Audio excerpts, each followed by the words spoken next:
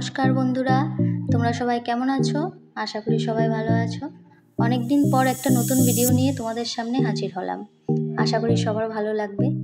কিছুদিন ধরে অত্যাধিক এই গরমে সকলেই আমরা অস্থির হয়ে পড়েছিলাম, কিন্তু আজকে সকালবেলা থেকে ঘুম থেকে ওঠার পর শুধু আমার না, আশা করি আপনাদের সকলেরই মনটা একদম ভালো হয়ে গেছে। আর কাদের কাদের এই ফিলিংসটা হচ্ছে কমেন্ট করে কিন্তু অবশ্যই জানাবে। সকাল সকাল আমার গোপালকে সেবা দেওয়া কমপ্লিট। আমার গোপাল সোনাকে কেমন লাগছে আপনারা জানাতে কিন্তু ভুলবেন না।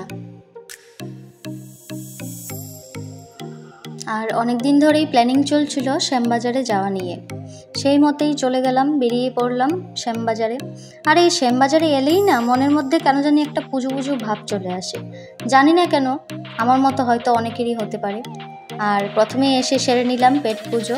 এই খানা খাজানা কাকার দোকানে চলে এলাম।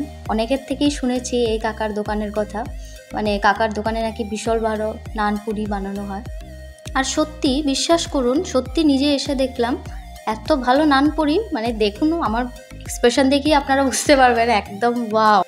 আমি তো আর ফুড ব্লগার না, তাই হয়তো ভালো করে আপনাদের বলতে পারবো না, আপনারা কিন্তু অবশ্যই ট্রাই করবেন।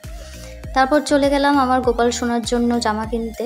মানে এই দোকানটার মধ্যে এত সুন্দর গোপাল সোনার জামা, আর প্রথমেই গিয়ে তো আমার চোখ পড়লো এই পিঙ্ক জামা, কারণ আমার নিজের পিঙ্ক কালার এতই পছন্দ, তাই গোপাল সোনার জন্য আর এই পিঙ্ক জামাটা নিতে একদম দ্বিধাবোধ করিনি, সাথে সাথেই নিয়ে পড়লাম এই পিঙ্ক জামাটা। কেমন হয়েছে আপনারা জানাবেন। তারপর কিছু কেনাকাটা করে বাড়ির উদ্দেশ্যে রওনা দিলাম। আমার এই ছোট্ট ব্লগটা আপনাদের কেমন লাগলো অবশ্যই জানাবেন। অবশ্যই ভুল ত্রুটি তো আছেই, সেটা আপনারা জানিয়ে দেবেন। সবাই ভালো থাকবেন, টাটা।